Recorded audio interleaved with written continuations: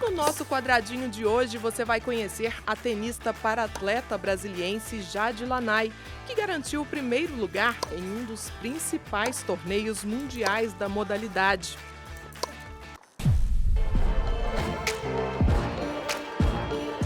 E que tal saber mais sobre a arte do grafite? A gente saiu em busca dos muros mais bonitos e cheios de cor da capital e conversamos com os artistas urbanos.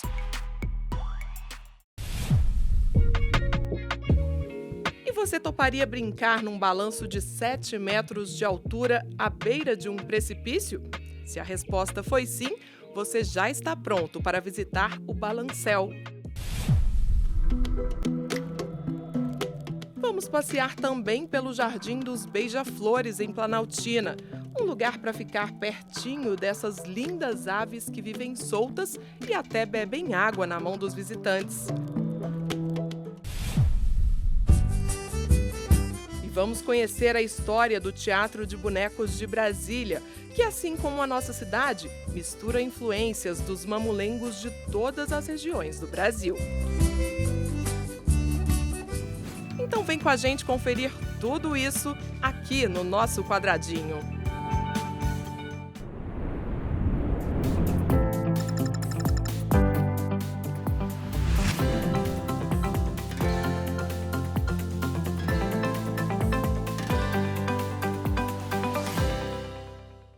A tenista de 17 anos, Jade Lanai, nasceu com uma malformação congênita na coluna que a impediu de andar. Mas isso não foi uma barreira para que a brasiliense conquistasse diversos títulos pelo Brasil e pelo mundo afora. E ela já tem mostrado muito talento nas quadras. Em uma das principais competições da modalidade, o US Open dos Estados Unidos, ela garantiu o primeiro lugar.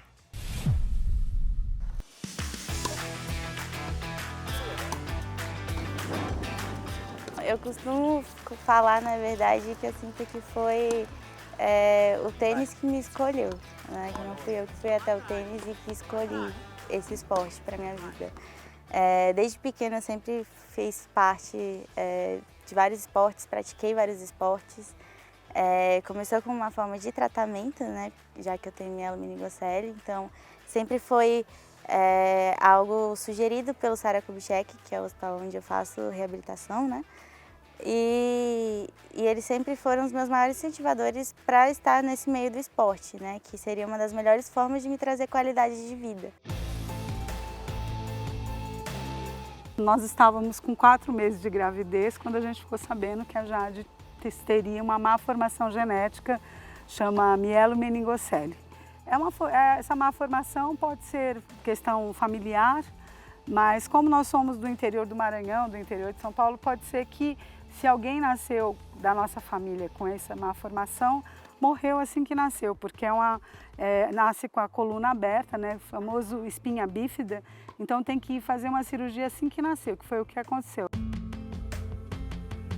Nós morávamos no Tocantins e ela fez a primeira cirurgia lá. Aí quando nós conseguimos, com 6 meses de vida, nós conseguimos o tratamento no Sara e aí a gente mudou a nossa vida completamente e veio para o Distrito Federal para fazer o tratamento da Jade. Aqui ela fez 6 cirurgias, né, e aí foi fazendo o acompanhamento onde ela faz até hoje. Quando ela nasceu, ela tinha poucos movimentos, precisou bastante de estimulação, de acompanhamento, medicação, né? Mas assim, o Sara tem um trabalho de excelência e para a gente foi fundamental. E foi o Sara que introduziu o esporte, né? Exato, ela foi para a piscina já fazendo hidroterapia. Eu fui junto com ela para a piscina para fazer hidroterapia, né? Mas com 1 ano e meio ela já ficava sozinha na piscina. Aí com 2 anos, 2 anos e meio ela já nadava. Ela começou a bater os braços para nadar antes de ter firmeza para sentar.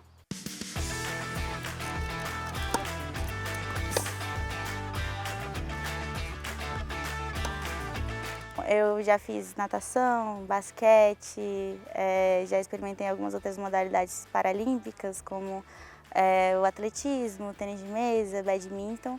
E aí no badminton, no lugar onde eu treinava badminton, que é inclusive o lugar que até hoje eu treino, que é o CETEF, tinha tênis em cadeira de rodas. E o professor de tênis, na época, que dava aula no CETEF, ele me viu jogando badminton e falava para mim que eu tinha muito potencial para estar no tênis. E aí eu fui, fiz uma aula experimental quando eu tinha mais ou menos uns 8 anos, isso em 2013, e desde então estou no tênis. Aí já vai completar quase 10 anos, né? Já tem 9 anos aí que eu pratico a modalidade e me apaixonei. A Jade é uma menina muito dedicada, sabe? É um treinamento assim muito específico, sabe? A gente está trabalhando em cima dos golpes para ela manter a bola mais na quadra, tentar errar menos. Então eu entendo ela no olhar e ela me entende também, só no olhar assim. Ela sabe o que eu quero e eu sei o que ela quer. Durante um jogo a gente um olha para o outro e fala assim, ó, preciso fazer isso. Ele está querendo que eu faça isso. Então a gente tem uma sintonia, né?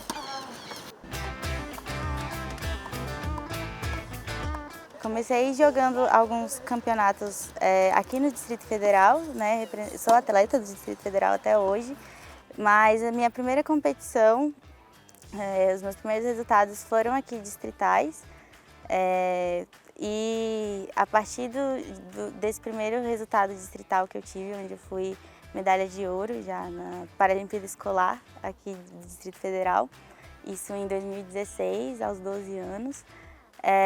Classifiquei para o Nacional, que aconteceu no Centro Paralímpico de São Paulo, e a partir disso foi quando eu vi que realmente era isso que eu queria. Foi onde eu comecei a competir e eu sempre quis ser atleta, sempre quis estar nesse meio. E eu sinto que depois que eu comecei a competir no tênis, depois dessas primeiras competições, eu vi que era realmente isso que eu queria. Desde que eu comecei a competir, eu já me considero atleta de alto rendimento, né? Mas isso ficou mais forte ainda quando eu entrei para a seleção brasileira. Hoje eu faço parte da seleção. Por enquanto ainda fazia parte da seleção brasileira juvenil. E agora estou fazendo a transição para o adulto, né? Saindo do juvenil e indo para o adulto e aí realmente me profissionalizando. A Jade começou a viajar já, assim, com 2019 ela foi para a Argentina e Chile, fora do país. Antes ela já viajava, já viajava internamente, né? Para torneios que são assim, tradicionais. Uberlândia, Copaguga, em Santa Catarina ela foi, né? São Paulo, sempre no CT tem, interior de São Paulo também, ela já foi quando ela ganhou o primeiro ITF dela em Santos, né? E em 2019 ela começou a fazer essas viagens internacionais, foi para a Argentina, foi para o Chile. Em 2020, antes do período de isolamento social, ela foi para a França, também um torneio que é só para júnior e um torneio assim, muito importante para a categoria dela. E ela já teve bons resultados, né? O Le Petias. E 2021, por conta da pandemia, não teve mais torneios em 2020. Em 2021 ela foi novamente nessa edição e ela assim, teve pódio. Então são as meninas melhores classificadas. Quando ela foi em 2019, ela ficou por 2 anos como o primeiro lugar no ranking mundial. Né? Hoje ela é 4ª no ranking juvenil, mas ela ficou por 2 anos consecutivos no ranking no primeiro lugar. Daí pra frente só fui realmente querendo fazer mais parte disso e querendo realmente tornar o tênis a minha profissão. E agora recentemente também fui convocada para o Mundial, participei do meu primeiro Mundial ano passado, na Itália, onde a gente classificou para o Mundial desse ano, que aconteceu em Portugal, onde tinham 8 países, né, disputando lá, não são todos os países que conseguem classificar, né, e o Brasil estava tanto ano passado quanto esse ano entre esses países, e foi uma experiência muito única e muito boa. E agora estou fazendo a transição para conseguir ainda mais coisa dentro da seleção pelo feminino.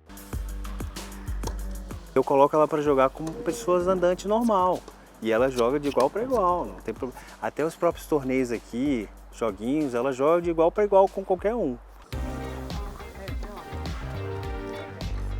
O Bolsa Atleta está comigo praticamente desde o começo, desde que eu comecei a entrar no circuito e a participar da seleção em 2017. Já recebi bolsa internacional também pelos resultados que eu obtive através do Bolsa Atleta. Então é um programa que me ajuda muito, está comigo desde sempre. Também tenho o apoio da Confederação Brasileira de Tênis. Dentre todos os resultados aí que eu venho tendo, que eu venho alcançando, e agora finalizando esse ciclo, né, do juvenil, consegui, acho que um dos maiores sonhos, um dos maiores objetivos que acho que qualquer tenista tem, que é participar de um grande slam, né? Para classificar para um grande slam, para qualquer atleta, seja andante ou cadeirante, é uma vitória muito grande, né? A gente pensar, são 8 meninas no mundo e uma delas é nossa filha. Então, para a gente é um orgulho muito grande, a gente ficou muito ansioso porque quando ela recebeu o e-mail, né, informando da classificação, ela ficou feliz e muito preocupada, porque ela sabia que os custos eram muito altos e que, como ela é a única atleta brasileira que vai, nem sempre a confederação consegue uma estrutura para fazer esse apoio, né? E o Grand Slam é o tipo de torneio que é para o atleta individualmente, não é para as equipes. Então também tem esse limitador e a gente entende, mas a gente sabe que não é uma tarefa fácil.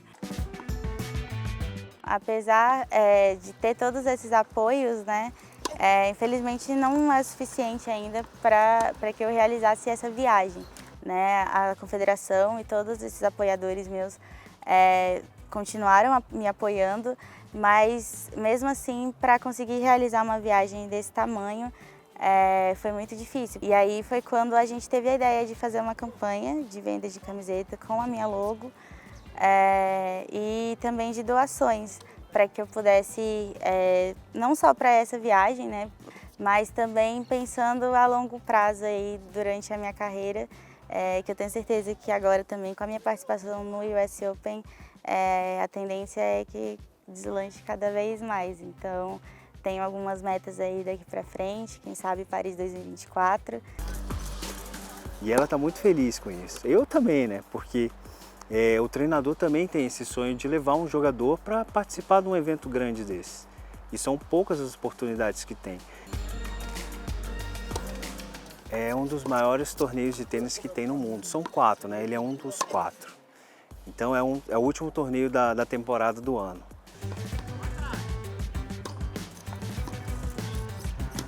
Todo mundo que é atleta se supera, né? Eu não acho que porque eu sou uma para-atleta, isso seria maior ou menor. Com certeza tem mais alguns obstáculos, alguns desafios, mas eu acredito que esse é um dos motivos que mais me faz gostar de ser atleta, que nunca é algo certo, nunca é algo calculado, é sempre uma coisa improvável, é sempre um desafio, né, que a gente tem para enfrentar todos os dias, né? Seja em quadra, seja durante a rotina, seja abdicando de alguma coisa, correndo atrás de outras.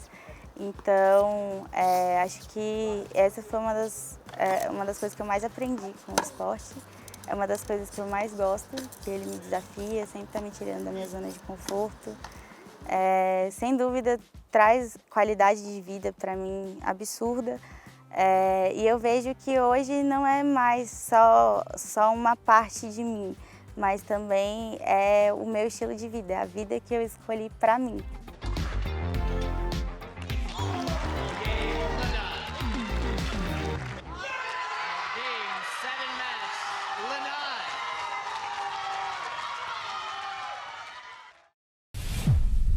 No próximo bloco, vamos mostrar a arte dos grafiteiros do DF que vem colorindo a cidade.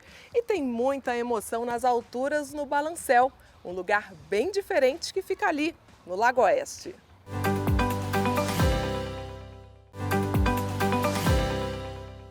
O grafite é considerado uma arte urbana contemporânea e é uma das manifestações culturais que mais cresce no mundo. Nada a ver com pichação. Estamos falando de verdadeiras pinturas cheias de cores que colorem muros, fachadas e paredes pelas cidades. O que já foi objeto de muita repressão, hoje é motivo de orgulho para muitos artistas.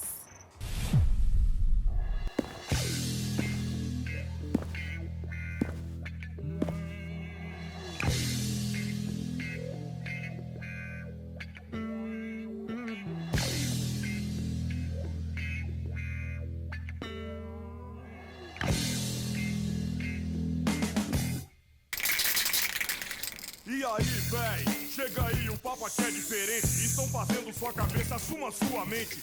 Você é ludibriado pelo que vê e ouve. Bote fé, vou te provar que é só pressão e pose.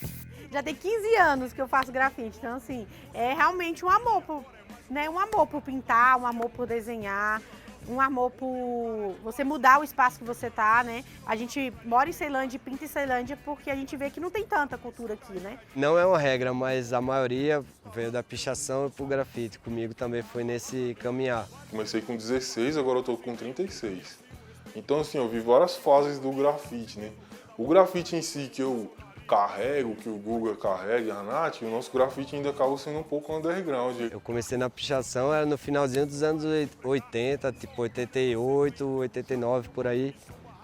E aí, só que eu sempre pichei desenhando, porque eu sentia a necessidade de desenhar.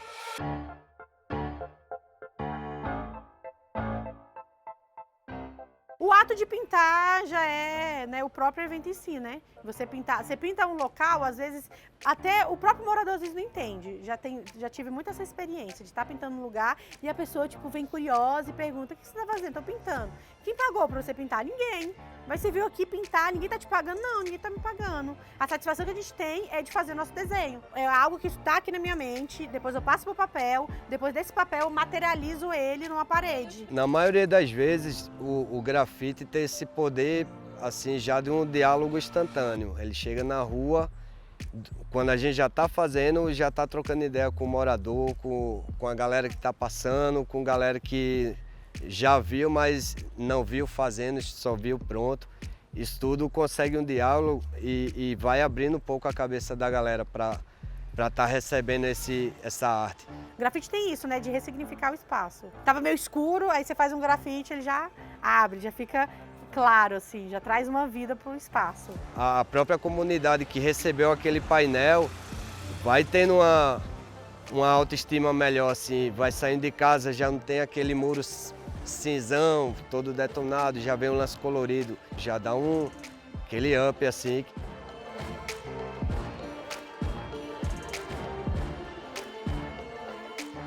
Chegando na ideia do cenário, a gente vê onde cada um vai se encaixar, quem vai fazer letra, quem vai fazer personagem. Tem uns que vai ficar mais encarregado do fundo. E aí em cima disso a gente vai encaixando e já começa. E é meio que sincronizado, assim, é simultâneo. Porque o grafite tem isso, tem a parte do background, que é todo o fundo do grafite, para ambientar as letras, os personagens e tudo se encaixar e formar uma linguagem só.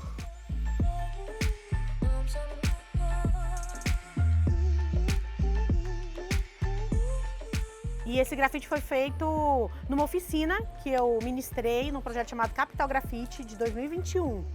Aí a finalização assim, do projeto seria um mural feito próximo aqui, né, da nossa loja. Então a gente escolheu o Jovem de Expressão, pintei juntamente com o Soneca, né, com meu marido.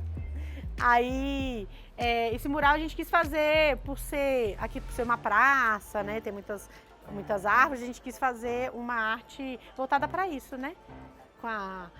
Com muita flor, com animais, para trazer mais alegria, né? Eu trabalho com criação de personagem, né? Tipo, como se fosse o meu mundo, onde eu consigo me expressar. Eu fiz um cachorro gigante e um carinha ali, pegando ele, que é tipo como se a gente estivesse dominando nossos monstros, né? Os monstros que a gente tem na nossa mente. Sei tanta história triste pra contar, mas sei que é aqui que eu quero estar. Sessão de terapia e a sensação de ter a vida exposta e a resposta nem sempre é o que se queria.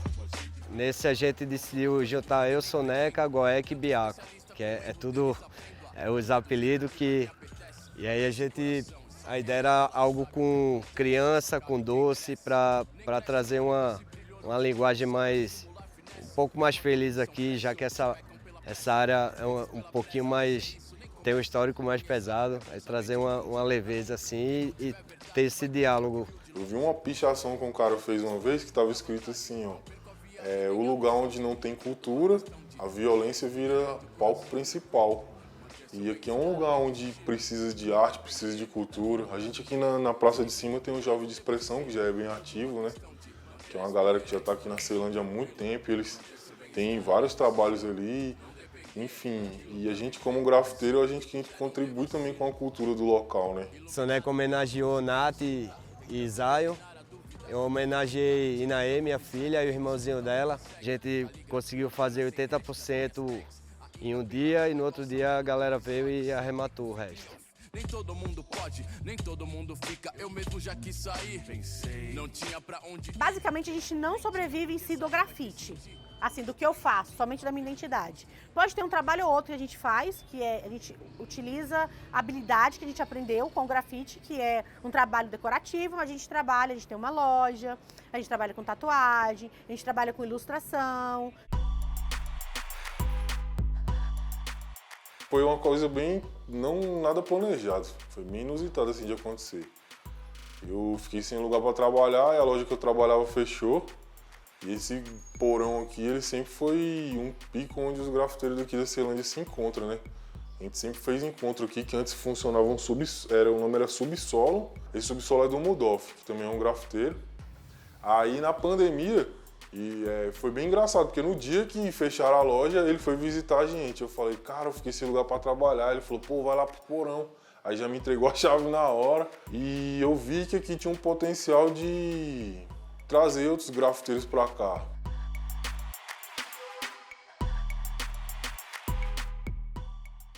Alguns estados, tipo São Paulo, como já é meio que a capital do grafite, assim, para estar gerando trabalho, bienal, já acontece coisas ali que vai ser mais rentável e faz meio que o mercado tá pulsando. Aqui em Brasília ainda tá indo, vira e mexe, acontece muita coisa, vira e mexe dá uma baixa. Seja evento que eu participo sobre spray, seja um trabalho comercial que eu vou fazer sobre spray. Então esses sprays que sobram, a gente sempre utiliza eles para pintar na rua. Então é poucas vezes que eu tenho que comprar spray. Depois que eu comecei a ter a oportunidade de sair fora do Brasil, eu vi que tinha vários grafite shops e era bem louca essa cultura, né, da gente poder ir num lugar onde conversa a língua da gente, né.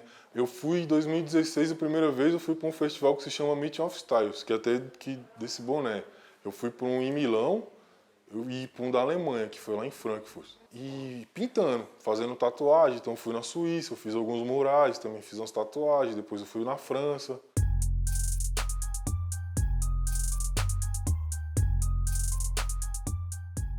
Brasília tem muita gente massa, assim, tem uns amigos que estão morando em São Paulo, que foram para lá, que o trabalho exigiu e até para ele dar um passo a mais. Tem o Pombe, que está morando lá, vira e mexe ele volta. Tem Tosi Mikael, que já está numa pegada forte de trabalhos assim, Siren.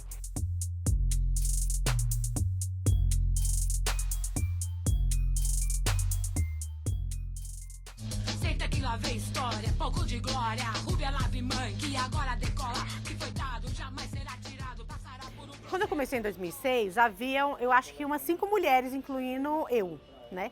Aí hoje em dia nós temos, por exemplo, nós temos um grupo no WhatsApp que tem umas 70 mulheres. Então a cena, ela mudou muito, a cena feminina em Brasília. Todo dia surgem novas mulheres, né? A realidade é essa aqui, prêmio a mulher no comando vocal, MC chutando a porta, do macho hop sem dar bola pro ibó, só que consome há milhares de anos luz, enquanto você dorme, não gostou, azar, mete o dedo no stop.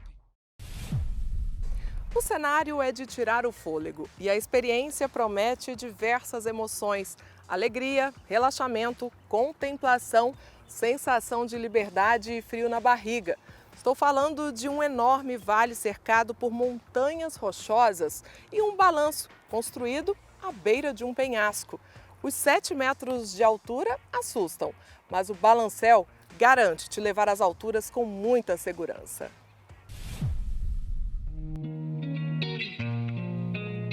Eu comprei essa chácara em 1998.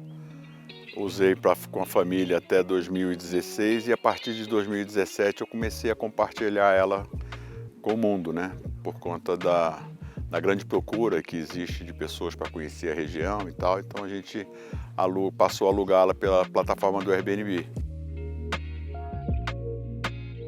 A nossa chácara nunca foi uma chácara propícia para plantar, por exemplo, porque o solo é muito rochoso, é muito ácido, tem pouca terra, muita pedra, né? Então a gente sempre teve ela mais como um local de contemplação.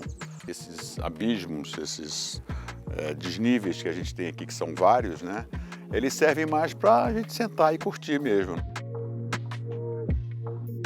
Uma das minhas filhas viu uma postagem no Instagram da Camila Queiroz, e ela estava num balanço gigante lá num resort na República Dominicana. Ela me mostrou a postagem, na hora que ela me mostrou, eu falei, gente, eu só não tenho o mar no fundo, mas eu tenho as montanhas e o nosso céu do cerrado, né? E a posição topográfica era muito semelhante, porque eles estavam também na borda de um precipício, entendeu? Aí, como eu tenho vários locais aqui que são borda, né? Eu pesquisei bastante e descobri que esse aqui era o lugar mais propício para a gente fazer o nosso balancel. Minha amiga sempre comentou comigo que ela morria de vontade de vir aqui, mas não tinha uma companhia. Eu resolvi sair de Três Marias e vim para cá para a gente poder viver essa experiência juntas, e foi inexplicável. O primeiro momento que a gente dá aquela primeira balançada, o coração falta pouco dar uma saída pela boca, mas depois tudo se acalma, parece que tira todo aquele peso, você se sente leve, se sente tranquila. É uma sensação única e inexplicável. Valeu muito a pena, foi bom demais, eu amei.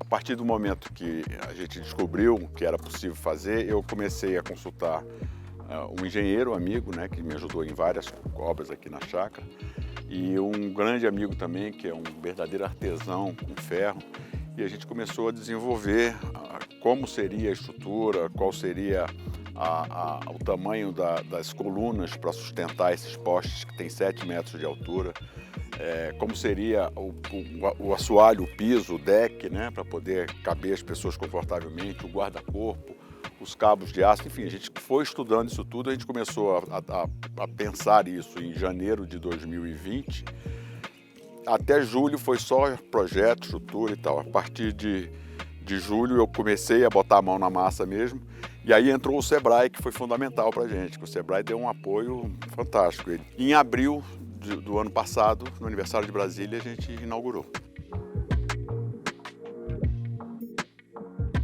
Quando o pessoal do Sebrae chegou aqui, a moça que deu a consultoria chegou para verificar a nossa segurança, ela se surpreendeu, porque a gente estava, na verdade, com mais coisas do que o necessário. Então a gente pecou por excesso. A gente segue a NR da 1101, se eu não me engano, que é esse tipo de atividade, né, de rapel, tirolesa e tal.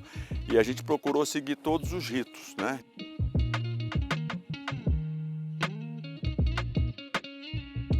Eu tive que fazer esse curso aqui mesmo na chácara, o NR35, porque é específico para o balancel, para a área que eu vou trabalhar, que é para olhar os cabos, cuidar da manutenção também do pessoal aqui. Então eles não tem outro balanço desse aqui em Brasília, então não tem referência, só a gente. Então eles trouxeram o curso para cá e me ensinaram tudo aqui. Muita gente de Goiânia, gente de Paracatu, de Unai, de Formosa, mas mais de longe até, vem gente que quando mora em Recife ou mora em São Paulo, no Rio, já viram o balancel através das redes sociais e aí já se programam quando estão lá para vir. Na primeira você sente uma adrenalina muito forte, né? Dá uma sensação de liberdade muito grande e depois a gente vai acostumando, vai dando uma desacelerada, né? Mas é uma sensação única. Parece que a gente que hoje todo mundo vive estressado, aí parece que a gente pega e faz assim, desacelera tudo. Eu adorei, fantástico, recomendo para todo mundo vir conhecer.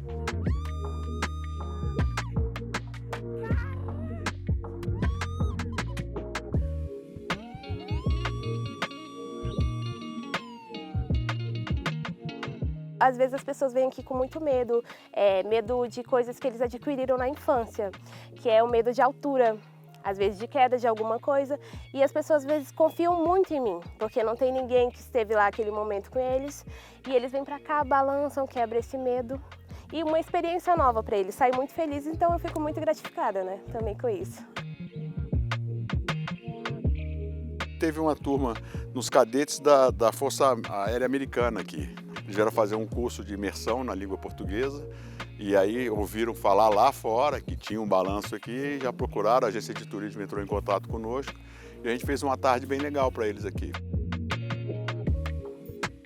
Cada reação que a gente vê aqui, assim, de todo tipo, de de êxtase, de medo, de tudo. Você vê o tipo de grito, sabe, de pavor, de alegria, é muito legal. Na hora que eu sentei aqui, que eu olhava, eu pensava assim, meu Deus do céu, eu quero descer daqui agora que eu não vou ter coragem de balançar. Mas depois do primeiro arranque, depois da primeira balançada, minha vontade era de não sair mais, de ficar só balançando aqui.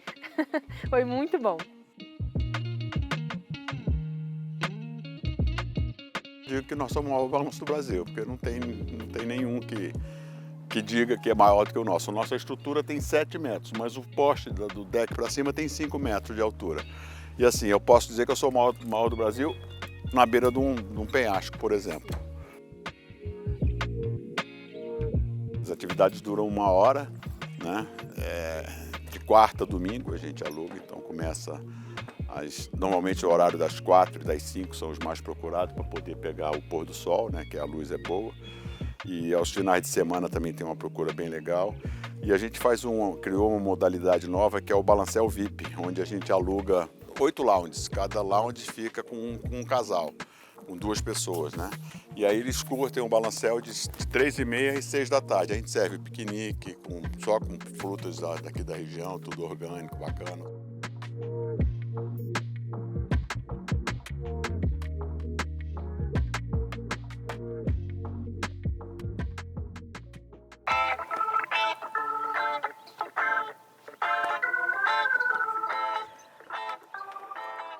Balança, balancel, balança, balancel, estou voando alto, que lindo esse céu. Vista deslumbrante, Maria Flor no céu, balança, balancel.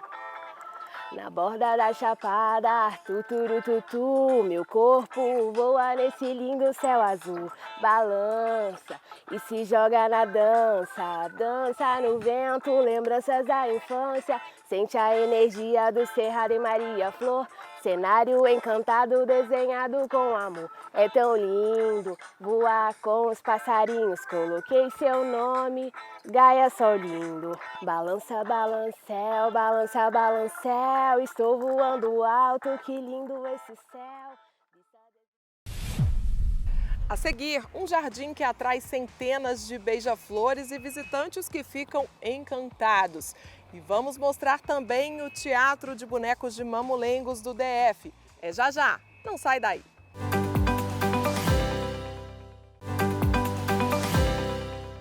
Imagine estar rodeado de beija-flores e poder contemplar esse símbolo do amor e da alegria. Isso é possível. E não são pássaros criados em viveiros. Eu te convido a ir junto com a gente a um jardim a céu aberto. Tudo começou quando uma família resolveu criar um espaço só com plantas que atraem as aves. Diversos tipos de beija-flores passam por ali o dia inteiro.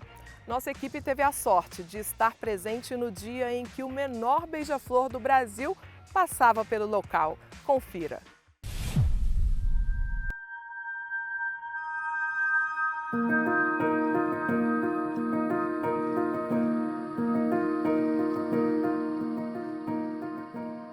Eu sempre fui apaixonado pelo voo. Eu comecei na fotografia por curiosidade, por gostar, né, da fotografia, né, mas eu queria ser biólogo quando criança. Depois eu me tornei piloto de avião e tudo, eu só me atentei a isso, que eu era apaixonado pelo voo, quando uma tia minha me falou. Ela falou: Thiago, você é apaixonado pelo voo, porque antes você fotografava insetos e hoje você é piloto de avião. Né? E acabou que o meu hobby virou fotografia de aves, é o birdwatcher, do termo abrasileirado de passarinheiro. Um amigo nosso, ele saiu em todos os wikis da vida e lá passarinheiro tinha a pessoa que captura aves. Ele colocou vírgula e que fotografa ou observa aves.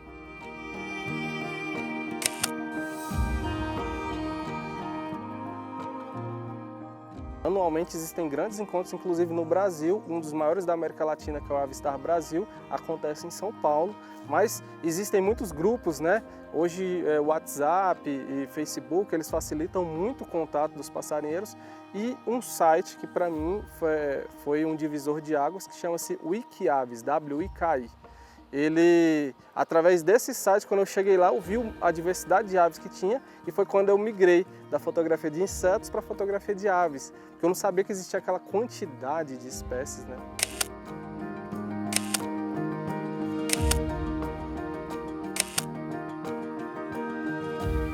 O sítio, ele já é da minha família há muitos anos, mas o jardim começou depois de 2017. Ele começou com algumas plantas que eu já sabia que os beija-flores gostavam.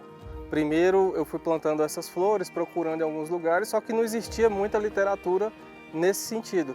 A gente foi ao viveiro e quando eu vi o beija-flor indo em uma flor, eu falei, eu quero uma dessa. Aí eu vi e em outra, eu quero uma dessa também.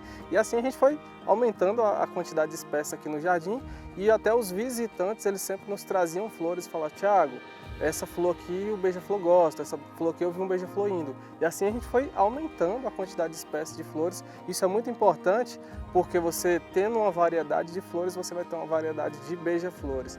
Aqui atrás você pode ver que são flores maiores, vai atrair beija-flores com bicos maiores. Aqui ao lado a gente já tem uma florzinha bem pequenininha, que é a lantana. E isso daí ela vai atrair os beija-flores menores. E hoje a gente está aqui com esse presente, que é o menor beija-flor do Brasil. Topetinho vermelho.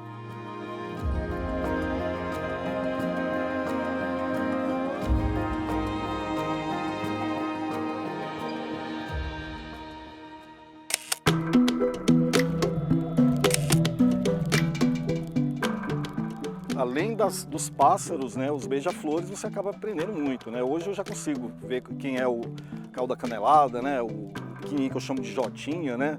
Então você vai aprendendo muito.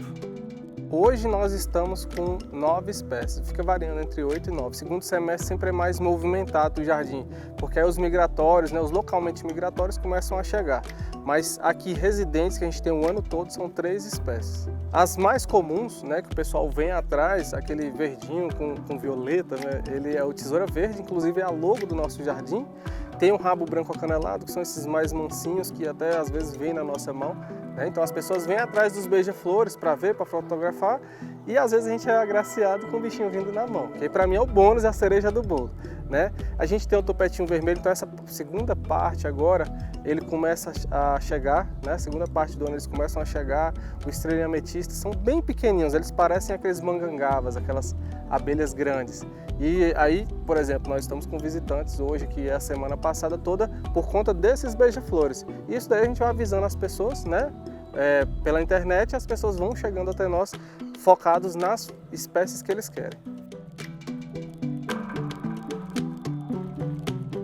Hoje, o Jardim dos Beija-Flores é um hotspot, né? É um ponto quente, onde as pessoas veem as listas, veem as épocas, podem vir aqui ou entram em contato com a gente. Thiago, eu quero tal ave ou tal beija-flor. A gente também não foca só em beija-flores, a gente coloca banana para as aves. Então, quanto mais você facilita a vida das aves, né? As pessoas, é bom que fique bem claro, isso daqui não é um viveiro, isso daqui está aberto. Então, se você não cuidar bem dos animais, eles vão embora. Tá? E as pessoas entram em contato conosco, baseado nas espécies que eles querem e vêm aqui. Nós começamos a princípio com fotógrafos de aves e hoje a gente tem um público diferente, que são os amantes da natureza que não conheciam esses pontos.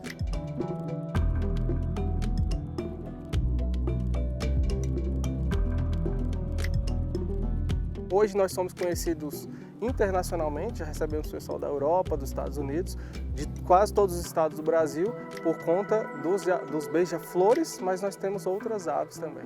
O sítio tem uma coisa mágica, né, que é a contemplação, né? E a contemplação ela te faz você perceber, aprender e com isso você evolui também na fotografia, né? A gente trabalha por períodos, tá? Então a gente tem o período da manhã e o período da tarde. Como a gente recebe mais fotógrafos, são os 2 horários que combinam o pico dos beija-flores, o pico que eles vêm mais, tá? Então de manhã eles estão precisando se alimentar mais e à tarde antes de irem dormir. Então eles vêm para cá. Eles não fazem ninho aqui no jardim porque é o local de alimentação e como todo mundo, né, que conhece beija-flor, que já viu, eles brigam muito, eles são muito territorialistas. Por isso as mães não trazem os filhotes aqui que estão começando a voar, ainda não sabem voar direito e não é bom trazer os filhotinhos aqui. Mas a partir do momento que eles começam a ficar adultos, as mães trazem e a gente já começou a ver, né, alguns filhotes dos filhotes, são os netos dos beija-flores aqui. E isso é muito bacana porque eles estão cada vez mais mansos.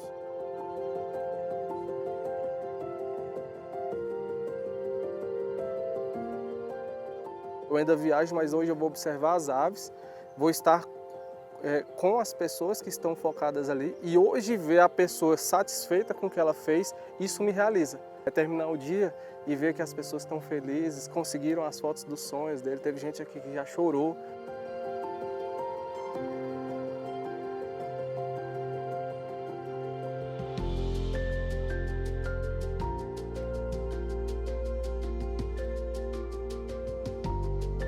coisa mais incrível que tem aqui, além da fotografia do Beija-Flor, é que você, com a contemplação, você passa a ter uma certa gratidão pelo aprendizado, né?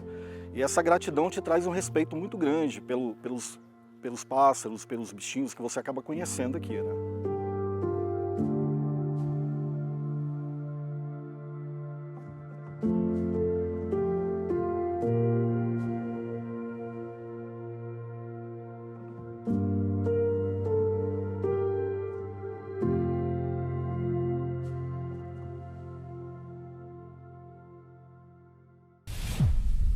Mamulengo, Babau, João Redondo, Casimiro.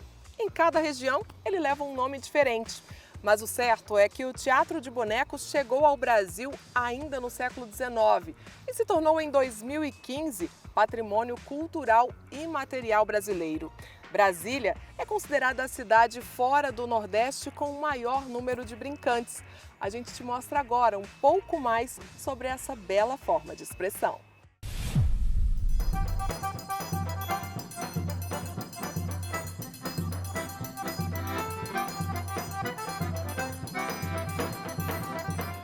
Cada lugar apresenta o mamulengo com as suas características, com características próprias. O Brasília é a mistura do Brasil inteiro e o mamulengo de Brasília, ele reflete também isso, ele é uma mistura dos vários teatros populares de bonecos que existem no Brasil. Mamulengos de Brasília! Vai começar a função!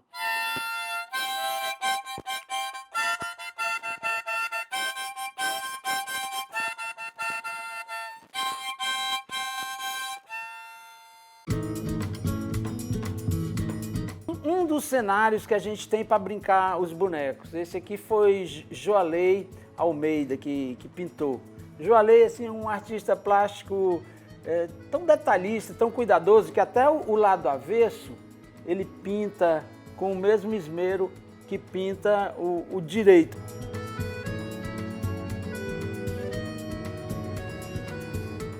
Esse é um outro ou cenário ou barraca, porque eu também posso usar isso aqui para envolver a barraca de onde eu brinco os bonecos, né?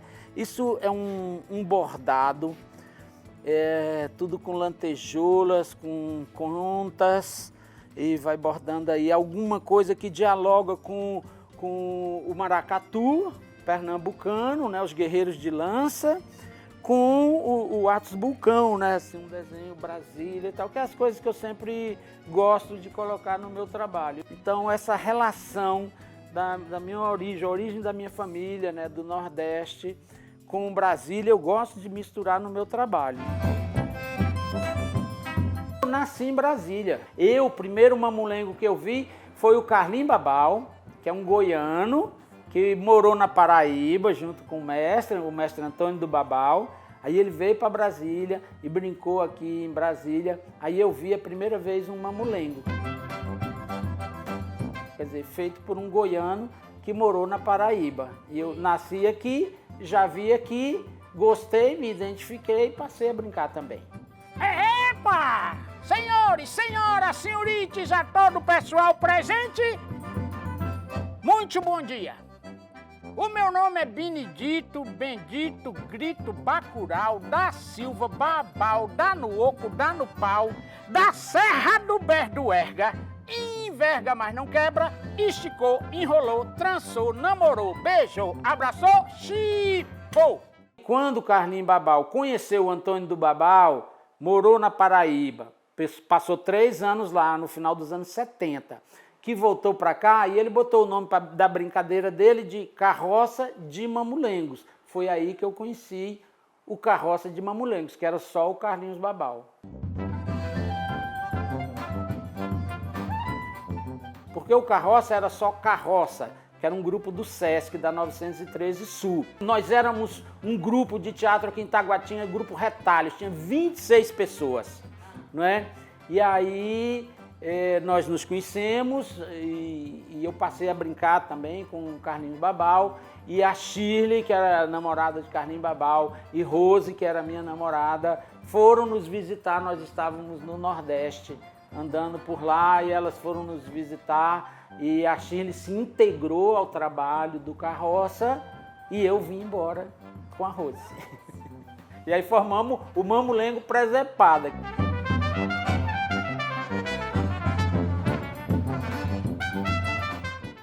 Carlinhos Babau, ele não só foi conviver com o mestre, como ele ajudou o mestre também a descobrir outros meios de ganhar dinheiro, porque o Mamulengo, quando apareceu a televisão, que quase que substitui a barraca de Mamulengo, né, como divertimento, né, o Mamulengo ficou sem trabalho, sem meio de trabalho, né, e aí teve que ir se adaptando. Carlinhos Babau ajudou também, não só o Antônio do Babau, mas outros mestres a se adaptarem, ou seja, levou para a escola. Aí é todo um trabalho de convencimento na escola, de que aquilo é importante para a escola, que faz parte da nossa cultura, de educação. Todo esse discurso que o mestre não tem, né? E é claro, quando vai para a escola, aí tem que fazer aquela adaptação, né? Porque você não pode brincar o que você brinca num bar, à noite, numa escola.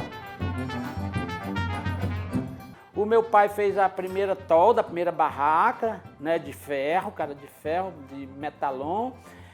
As minhas irmãs fizeram uma vaquinha, compraram o tecido, minha mãe costurou.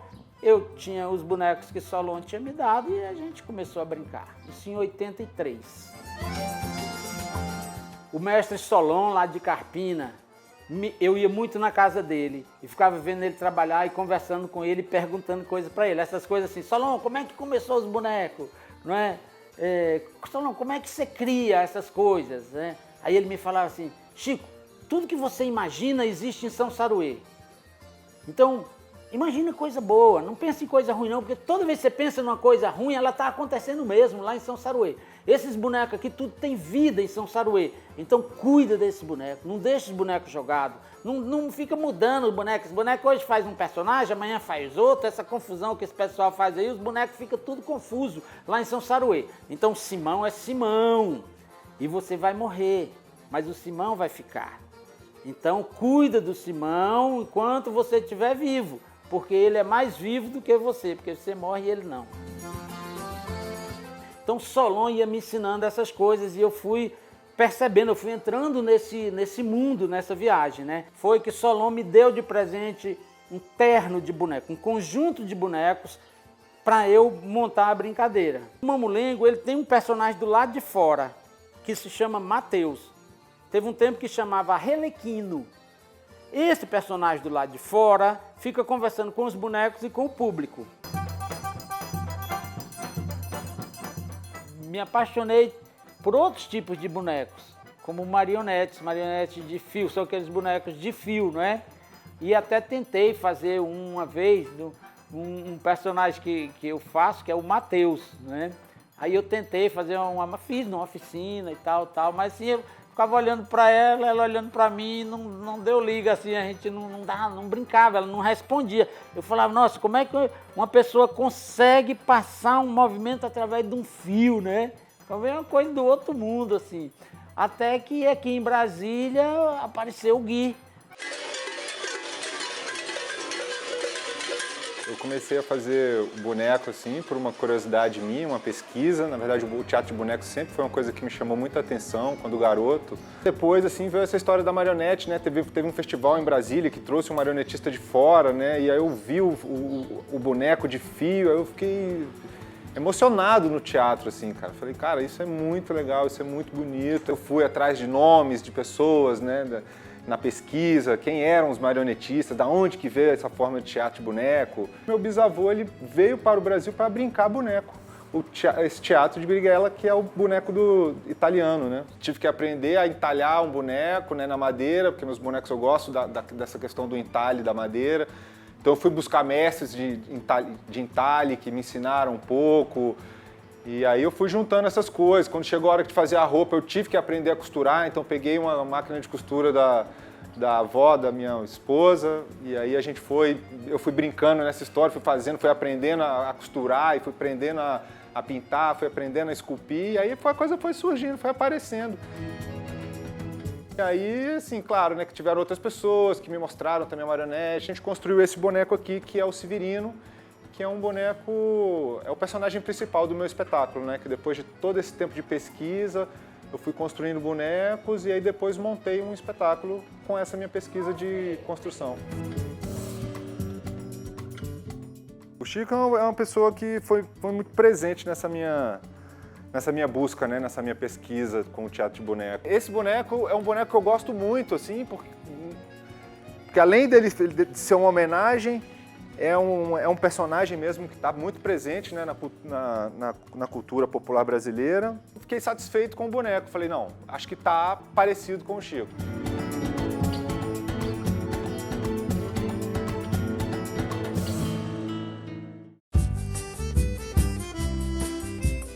O meu trabalho é fazer o cenário, fazer as malas, fazer o cenário para boneco, para teatro, cenário empanada, que é mais ou menos uma malazinha, que é para bonequeiro também, né? E vai deixar uma mala com os bonecos na escola lá para as crianças se interagir com a cultura popular. Para quem não me conhece, vocês estão falando com a pessoa do doutor Palhaço Mateus da Lelé Bicuda, morador da Volta Funda, rezador de costela, benzedor de cacunda. Estou aqui para fazer e acontecer, para benzer, abençoar e bem dizer o povo desse lugar. Eita, viva Brasília!